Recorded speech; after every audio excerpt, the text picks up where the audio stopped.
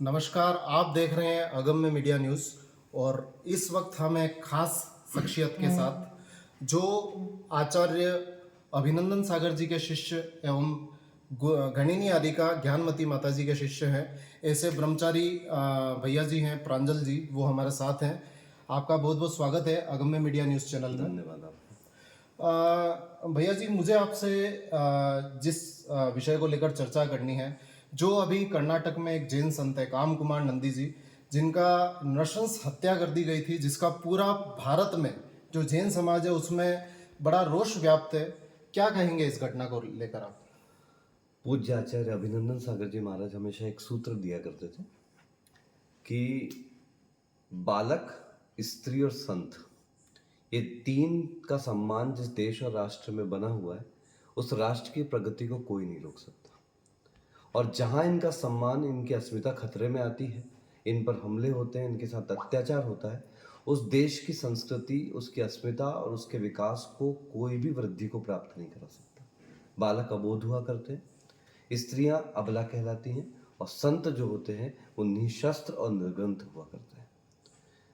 देश के विभिन्न विभिन्न इलाकों में जैन तीर्थों पर हमले होना, जैन तीर्थों पर कब्जे होना, और यहाँ से तो बात ठीक थी, लेकिन अब संत के ऊपर हमले के बाद अब संत की सीधे सीधे हत्या कर देना, और हत्या में भी ऐसी वैसी हत्या नहीं जो सामान्य लोगों में भी सुनने में आश्चर्यजनक हमको हो जाती है, ऐसी हत्या उस संत की हो जाना, ये निश्चित रूप से हमारे देश, हमारे राष्ट्र के लिए पतन का एक बहुत बड़ा संकेत है।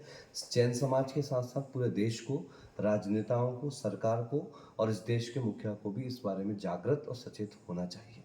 ये जो घटना घटी, मैं ऐसा समझता हूँ उसके पीछे का एक कारण जो मुझे समझ में आया और जो मैंने वहाँ की जानकारी ली, हकदार बदल दिए जाते हैं, किरदार बदल दिए जाते हैं। ये वो दुनिया है साहब कि जहाँ मतलब पूरा ना हो तो भगवान बदल दिए जाते हैं। समय बड़ा बलवान हुआ करता है।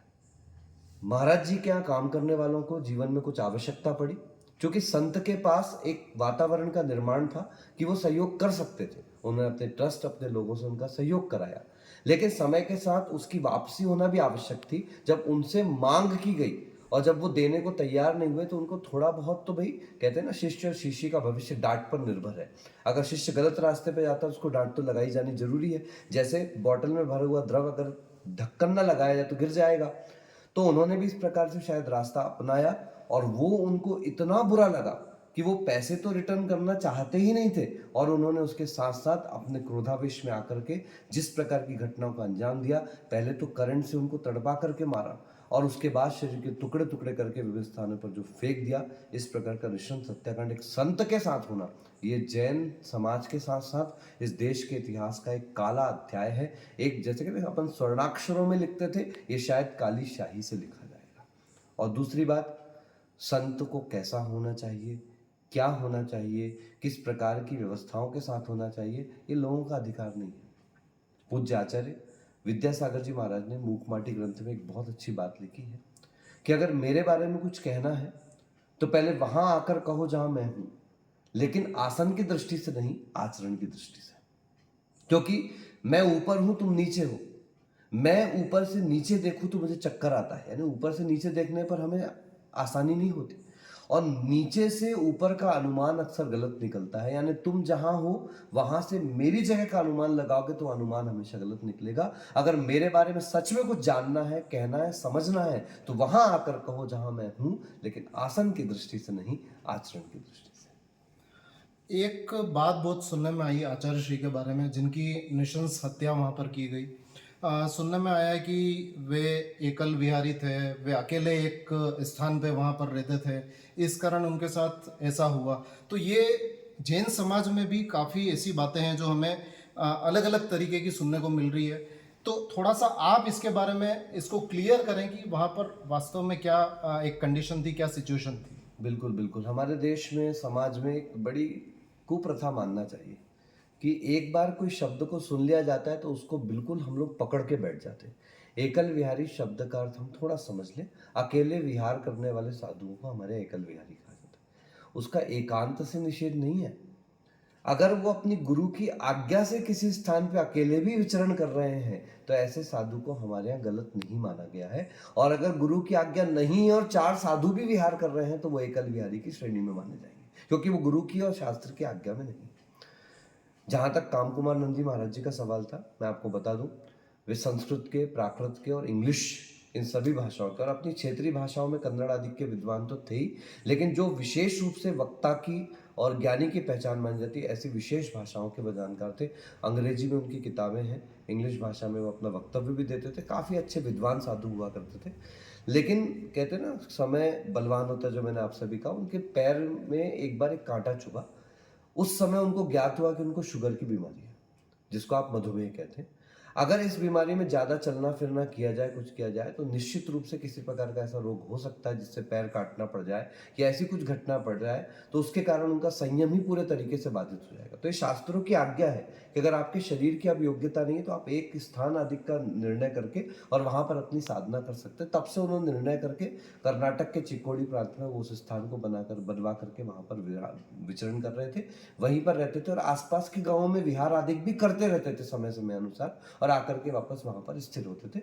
वहीं पर ये दोनों, एक जो मुस्लिम युवक है और एक जो दूसरा युवक है, वो कार्य करते थे। हमारा किसी जाति से कोई भेदभाव नहीं है, क्योंकि अकेला वो किसी एक जाति का व्यक्ति नहीं था। ये मानवता पे कुठाराघात करने वाला व्यक्तित्व है, ये जाति का व्यक्तित्व नहीं था कोई भी। तो इस कारण से महाराज जी एक स्थान पर रुके थे, परंतु अपनी शारीरिक परिस्थितियों के कारण। इसलिए जब तक के पूरे तथ्य की जानकारी ना हो, उनके बारे में कुछ भी कहना हमारे लिए योग्य नहीं, क्योंकि वो संत है। बात करें भैया जी अगर राजस्थान की, तो राजस्थान में अभी हम देखेंगे कि जो गहलोत सरकार है, उन्होंने श्रमण संस्कृति बोर्ड का एक गठन किया है, जो जैनों के तीर्थ हैं, संत हैं, उनकी सुरक्षा के लिए। इस पर आपका क्या कहना है? देखिए, जहाँ तक जैन बोर्ड के गठन की बात है, ये तो पूरे देश में मांग उठी रही है, पहले से उठती रही है, बनना ही चाहिए था। लेकिन राजस्थान सरकार ने जो पहल करी है, हम उसके लिए बहुत बहुत साधुवाद उनको देते हैं। निश्चित रूप से राजनीति से हमारा कोई संबंध नहीं है, ना राजनीति पे हमें कोई टिप्पणी करनी है। लेकिन जो भी व्यक्ति ऐसे कार्य करता है, संतों की सुरक्षा, तीर्थ क्षेत्रों की सुरक्षा के लिए, मंदिर जिनालयों की सुरक्षा के लिए कार्य करता है, उसके लिए हमारे संतों ने आशीर्वाद भी दिया है और हम सबका भी उनके लिए बहुत बहुत साधुवाद है। लेकिन जैन बोर्ड का गठन तो हो गया है। किसी भी चीज को बनाना बहुत आसान, it is very much easy to climb at the mountain, but the difficult is to stay there. पहुंचना बहुत आसान है, लेकिन वहां पर बने रहना बहुत कठिन काम। तो आपने जैन बोर्ड के गठन तो कर लिया है, जैन संस्कृति बोर्ड का गठन तो कर लिया है, लेकिन उसकी क्या क्या गतिविधियां होनी चाहिए, किन किन क्षेत्रों में उसको व्यापक तरीके से कार्य करना चाहिए और तत्काल प्रभाव से वो कितनी जल्दी प्रभावशाली वो कार्य हो सकता है, इसके बारे में भी सरकार को तुरंत निर्णय करना चाहिए और किसी योग्य व्यक्ति के हाथ में उस बोर्ड की कमान देनी चाहिए, ताकि क्षेत्रों का, साधुओं का और समाज का विकास बराबर तौर पर हो सके। तब जाकर के इस जैन बोर्ड का गठन हमारे लिए सार्थक हो पाएगा। जैसे फॉर एग्जाम्पल, पारसी लोग जब भारत आए, उनके लिए बोर्ड का निर्माण किया गया, वो अल्पसंख्यक थे। मुस्लिम यद्यपि अब अल्पसंख्यक नहीं, लेकिन उनके लिए वक्फ बोर्ड आदि बने हुए हैं और उनका पूरा कार्य चलता है। ऐसे ही जैन चूंकि वास्तविकता में अल्पसंख्यक है, सभी प्रकार से अपनी राजनीति से लेकर के, इनकम टैक्स से लेकर के, हर प्रकार के निर्णय में जैन समाज का बड़ा सहयोग रहा है। इसलिए जैन समाज को कोई कम ना आके, एक बहुत अच्छी पंक्ति मुझे याद आ रही है कि कहानी नहीं जो पल में खत्म हो जाए और दीपक नहीं जो पल में बुझ जाए। ये जो वो जैन समाज है, सुन लेना सब लोग, कि अगर साथ दो तो ये जैन समाज एक तूफान बन जाए, ये जैन समाज एक तूफान बन जाए। जैन समाज अपनी अहिंसा, अपने संस्कार और अपने अनुशासन के लिए सदैव प्रस्তুत रही है। क्या आपने कभी सुना कि 4 बार जब मुनिषी प्रबल सागर जी पर गिरनार पर हमला हुआ, मुनिषी तरुण सागर जी को कुछ नचइये जो बॉलीवुड के हैं, उन लोगों ने विधानसभा या लोकसभा में जाने पर वहां पर उनके ऊपर बड़ी अभद्र टिप्पणियां करी। यहाँ तक कि कुछ साधु भी, हिंदू आदि आदि जो भी हो, मुझे किसी शिकायत नहीं, लेकिन जैनत्व को, दिगंबरत्व को समझ करके चले, और अगर आप नहीं जानते तो टिप्पणी ना करें, जाने और उसके बाद कहें।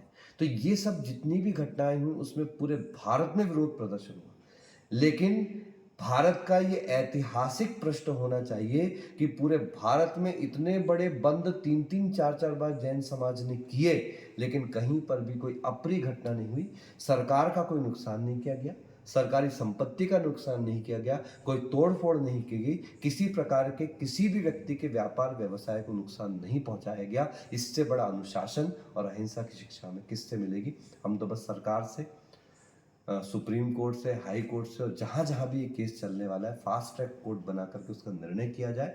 और देखो, जैन धर्म अहिंसावादी है, हम भी व्रती हैं, इसलिए हम किसी को फांसी देने की बात तो नहीं कर सकते, लेकिन कुछ ऐसा कठोर निर्णय होए, कुछ ऐसा कठोर कदम उठाया जाए ताकि आगे इस प्रकार के कर्तव्य या कार्य करने वालों को निश्चित रूप से एक सीख मिले कि हमें इस प्रकार से बालक, स्त्री और संत, इन तीनों के प्रति कैसा व्यवहार रखना है, इसके बारे में सीख मिलना अत्यंत आवश्यक। अभी हाल ही में हमने देखा था एक वीडियो आपका वायरल हुआ था, जब 20 तारीख को पूरे भारत में जो संत के साथ में जो घटना हुई थी उसके बारे में ज्ञापन दिया गया था। उसमें आप भी एक वीडियो में दिखाए गए थे जिसमें आप ज्ञापन दे रहे थे।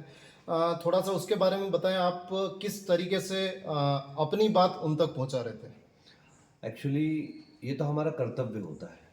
हम इतना समझते हैं कि अगर आप सही रास्ते पर नहीं चल रहे, किसी ने बड़े अच्छा सूत्र कहा है कि मुझे डर नहीं है दुर्जनों की सक्रियता से, मुझे डर नहीं है दुर्जनों की सक्रियता से, मुझे डर है तो बस सज्जनों की निष्क्रियता से। अगर हम अपने धर्म के लिए कुछ कर सके, नहीं कर सके, पर ऐसे समय में भी अगर हम नहीं खड़े होते हैं तो हम समझते हैं कि हमारा इस धर्म में, इस जैन शासन में जन्म लेना ही व्यर्थ है। जैसे हमने हमेशा देश की सेवा के लिए लोगों को प्रेरित किया है, इसलिए हमें अपने धर्म और समाज की सेवा भी अवश्य करनी ही चाहिए। ये ऐसा ही अवसर था जब हम अपने समाज के लोगों के साथ, अपने संतों के साथ खड़े होना था, और ये एक सुखद सौभाग्य है। बड़े दुख का विषय है कि महाराज जी की हत्या हुई, लेकिन इस हत्या, इस बलिदान को जैन समाज ने व्यर्थ नहीं जाने दिया। महाराज का बलिदान पूरे जैन समाज में एकता के रूप में जो दृष्टिगोचर हुआ है, सभी प्रकार के पंथ परंपराओं के साधु एक साथ मंच पर खड़े हुए हैं, मंच पर आए और अपने वक्तव्य रखे। कई कई साधुओं ने तो अपनी साधुता को भूल करके भी ऐसे ऐसे वक्तव्य दिए जो सच में ऐसा लग रहा था कि हमें महसूस हो रहा था कि हाँ, जैन समाज अहिंसक तो है लेकिन नपुंसक नहीं। अंत में मैं आपसे एक ही बात कहूँगा कि जो हमारा न्यूज़ चैनल है अगम्य मीडिया, इसके माध्यम से आप भारत के जो संपूर्ण जैन समाज हैं उसको क्या मैसेज देना चाहेंगे, एक संक्षिप्त में आप? भाई, जमाना इलेक्ट्रॉनिक मीडिया का है, लेकिन इसके बावजूद भी मैं आपको सबसे पहले बहुत बड़ा आशीर्वाद मान लो, क्योंकि आप मेरे बहुत पुराने परिचित हैं और काफ़ी मेरे जीवन में आपका एक बहुत अच्छा सहयोग रहा है, पॉजिटिव, धनात्मक, सकारात्मक। इसलिए आपको बहुत बहुत आशीर्वाद भी दूंगा और बहुत बहुत धन्यवाद भी दूंगा कि आपने इतनी बड़ी रिस्क ली कि आज जहां सब लोग इलेक्ट्रॉनिक मीडिया के क्षेत्र में जा रहे हैं, आपने इलेक्ट्रॉनिक मीडिया के साथ साथ प्रिंट मीडिया को भी जागृत और जीवंत रखने का पुरुषार्थ किया, ये कोशिश करी, और बड़े बड़े समाचार पत्रों के बीच में आपने अगम्य मीडिया को सबके सामने प्रस्तुत किया। करते रहें, बस इतना जान करके, ध्यान रख करके चलना कि एक पत्रकार के पास जो ताकत होती है वो मैं समझता हूँ कई बार संतों के पास भी नहीं होती, क्योंकि संतों का दायरा एक सीमित स्थान तक होता है, लेकिन पत्रकार उन संतों की बात को भी दुनिया तक पहुंचा सकता है। आपका अखबार पक्षपात से रही तो सबसे महत्वपूर्ण बात यह है, निडर तो आप हैं, निष्पक्ष जो आप लिख रहे हैं, हर जगह जहां लिखा हुआ भी मिलता है, निडर, निष्पक्ष और निर्णायक। तो मैं आपसे कहूंगा, आप निडर रहें, निष्पक्ष रहें, लेकिन आप किसी और का निर्णय आप ना करें। निर्णय जो है वो सब अपने अपने कर्मों के अनुसार निश्चित है, वो होता रहेगा। अगम्य मीडिया को मेरा बहुत बहुत शुभकामनाएं हैं, आप बहुत आगे बढ़ें। धर्म, समाज, राजनीति, सभी प्रकार की खबरें बड़ी सुंदर तरीके से और व्यवस्थित और सत्यता के साथ आप प्रस्तुत करते रहें, जैसा आपने आज तक किया है। मेरा आपको बहुत बहुत आशीर्वाद और साधुवाद। बहुत बहुत धन्यवाद आपका। तो ये थे हमारे साथ में ब्रह्मचारी प्रांजल भैया, जिन्होंने जो मुद्दा हुआ भारतवर्ष में, जिस मुद्दे को हमने देखा किस तरीके से भारत में पूरा रोष व्याप्त रहा जैन समाज में, जो काम कुमार नंदी जी जो महाराज हैं उनकी हत्या कर दी गई, तो इसको लेकर कुछ ऐसे तथ्य थे जिसके बारे में लोगों को काफ़ी ऐसी जो दिमाग में ऐसी भ्रांतियाँ थी, जिसको यहाँ पर इन्होंने अपने शब्दों में इसको क्लेरिफाई किया, बिल्कुल हम कह सकते हैं। इसी प्रकार की आपको अनेक खबरों से हम रूबरू करवाते रहेंगे। आप देखते रहिए अगम मीडिया न्यूज़।